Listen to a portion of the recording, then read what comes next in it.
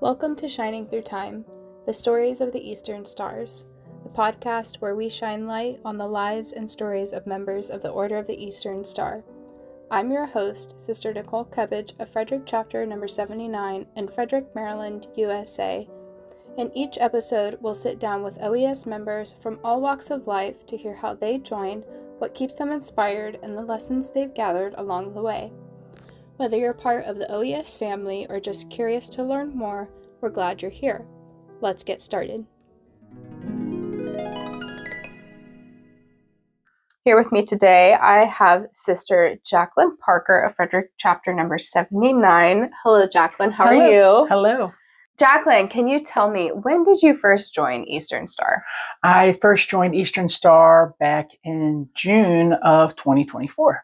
Okay, so fairly recently. Mm-hmm. Are you from Maryland originally? Yes, I've lived in Maryland my entire life. What do you do for a living, may I ask? I work for a municipal government in Chevy Chase. Can you tell me a little bit about your background and why you joined the Eastern Star? I've always been into charitable works. When I was in high school, I was in the Key Club. Actually, when I was younger than that, I was in Kiwanis and church, and I've just been really into like giving. And several years ago, I had joined the St. Andrew Society of Mid Maryland, and I met Patty and Tommy Morris through that, and we got to talking, and I ended up joining the ladies KSA. Oh, okay. And she had mentioned that if I had a Mason in the family, I could join the Eastern Star. So I applied. Yeah. And that's how I got in. That's awesome. Yes. And for our listeners, can you explain what the KSA is? That's the Knights of St. Andrew, and it is the Masonic group here in Frederick. And then I'm part of the Ladies Auxiliary that assists with the men, and we do like food and events to help bring in money. And similar to the Eastern Star, you have to have a Masonic relation to be No, actually, I was told that you did not have to have a Masonic relation to the KSAs. Oh, I did not know that. Mm-hmm. Okay. Oh, that's so interesting. And so what prompted you to join? Was it their charitable work that they do? Well, yes, that was part of it. And my grandfather had been a Mason. Oh, and when I was a child, my mother had been a Job's daughter, and she had gone all the way up to Honored Queen. And when we were little kids, she said, "Hey, do you want to join Job's Daughters?" And at that age, we were like, I think my sister and I were like 7 and like 5. We didn't really know. And then she mentioned it a little bit later, and we were like, I don't know. And so we never joined because there weren't a lot of, in Carroll County, there weren't a lot of lodges and such like that. So, and she didn't know anybody. So I knew my grandfather was a Mason, and he was always meeting people and such like that. My grandmother was in the Eastern Star. I remember all of it because they had tags that said, they were the EE tags, which was for the Masons. And I just thought it was always very interesting. And as I've gotten older, I was like, I want to do something like that and make my grandfather proud that I'm doing this. Because also my one of my great aunts, she was the Honored Queen, I believe she was. In no, she was the DC Worthy Matron in the OES in the DC area. Okay. So yeah, there's just a lot of little things, but we had stopped, and then I became interested in it, and so I'm trying to start it up again. I gotcha. And what is the biggest thing that you like about the Eastern Star so far? I like the fellowship. Yeah. I like meeting people with interesting backgrounds, interesting personalities, getting to speak with other people, and we all have. When you join a organization, people tend to have same ideas, and you can you find your commonality. And I also do love the charitable aspect of it and the helping people. I completely relate to that personally. Is there anything that you feel that you get from Eastern Star that you don't get from other areas where you might take part in fellowship?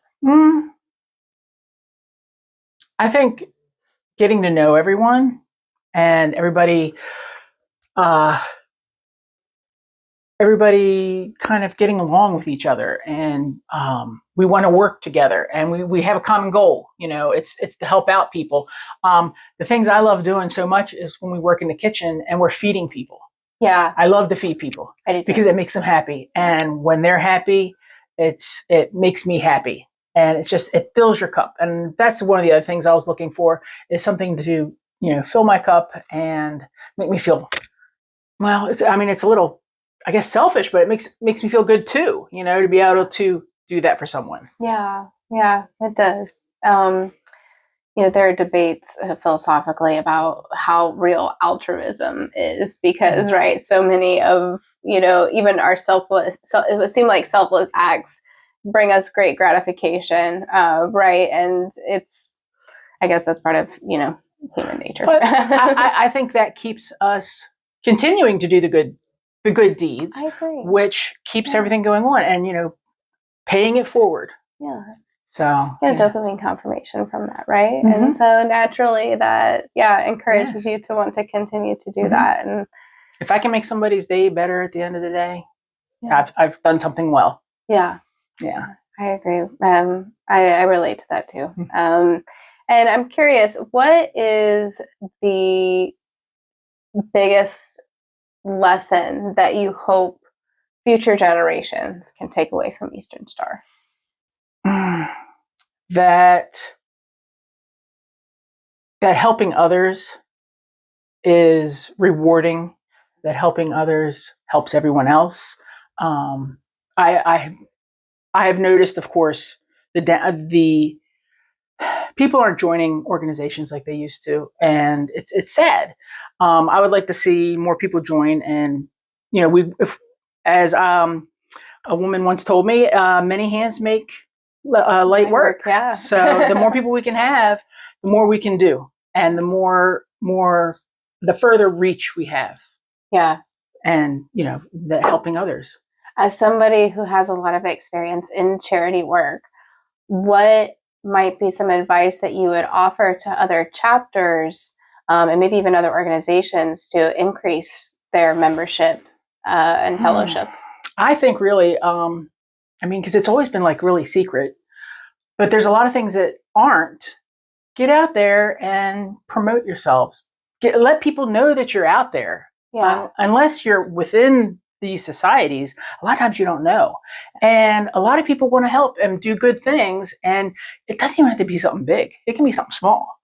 Because the littlest thing, like I said, if I can make somebody's day, even one person, their day better, done well. What are some of the things that you hope to get out of Eastern Star? Are you maybe seeking to develop more personally? Are you seeking to increase knowledge of the different roles, or both?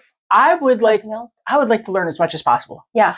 I think if I learn one thing each day, it's also not a wasted day. Yeah. Learning is a good thing, and that's how we grow. And that's what I would really look forward to, is learning everything. I want to know each part. I want to learn each part. I wanted to do the fellowship. I like meeting new people. That's what keeps us going when we get older too, is the people that you have around you. Yeah. And, people help you out, and isn't that what we're here for? To help each other out? Yeah. So. Community. Yeah. Yes. Yeah. Communities are very important. It is. Yes. And thank you so much for taking the time to speak with me today, Jacqueline. I greatly appreciate it. Thank you very much.